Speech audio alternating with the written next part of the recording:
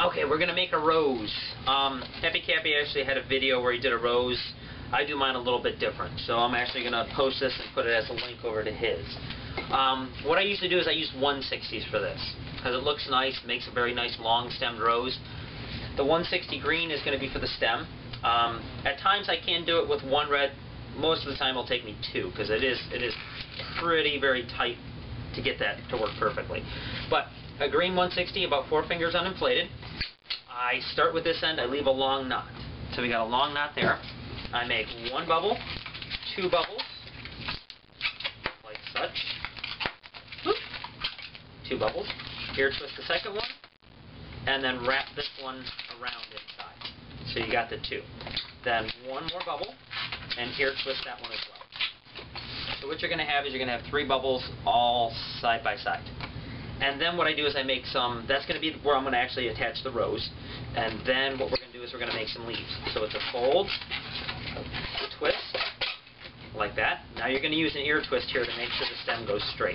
So a little bubble there, twist that around, and that gets you 1 leaf. You can actually take the leaf and give it a little bit of a bend, make it look a little bit nicer, like such. Another one, 2 leaves on there.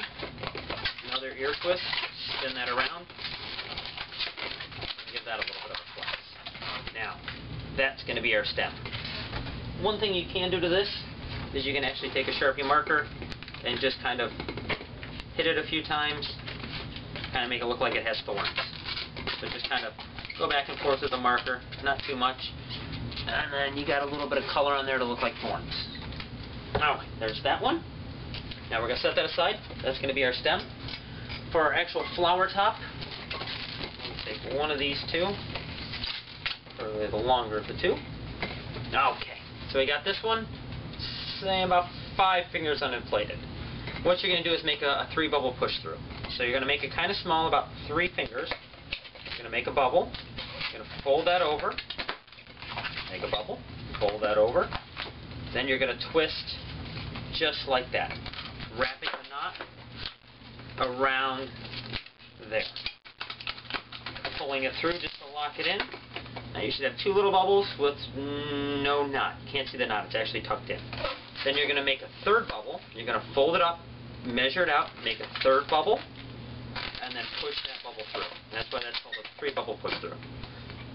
Very good for making character bodies, especially the head and the body. I do the same way. Now you're going to need to make 4 loops. What I'm going to do is stretch this out a little bit to make it soft, because it actually helps a little bit. I'm going to make 1 loop. It's about 4 or 5 fingers for the loop. 1, 2, 3, and the last one you usually have to pinch and then just wrap it. I might be able to do this with 1 balloon. So you should have 4 loops followed by that 3 bubble push through. Now, I usually mount this on the stem first, because it just makes it a little bit easier than trying to get this into shape and then mount it, and then sometimes it'll pop out. Now, on your stem, if you have a little bit of the green, you can usually bring this up and attach the flower head to it. Just by wrapping it around like that. Then you should have a flower that looks like this. It doesn't really look like a rose yet, but we're going to work on that. What you want to do is you want to tuck 1 balloon inside, 1 loop inside the other, tuck with the other loop inside the other loop inside the other. So you're going to bring 1 loop up and just kind of lay it on the side. And you're going to take the other loop and just kind of tuck that one on the side of that one. And then another loop, tuck that one on the side of that one.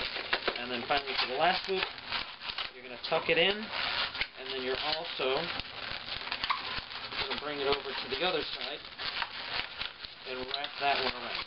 So it's a little hard to see, it's a little tight to do it too. And it really takes a lot of play to get that to stay. But once you get it to stay, it makes a very, very nice rose. Long stem rose, just like that. So, that's my rose. Okay, there's that one.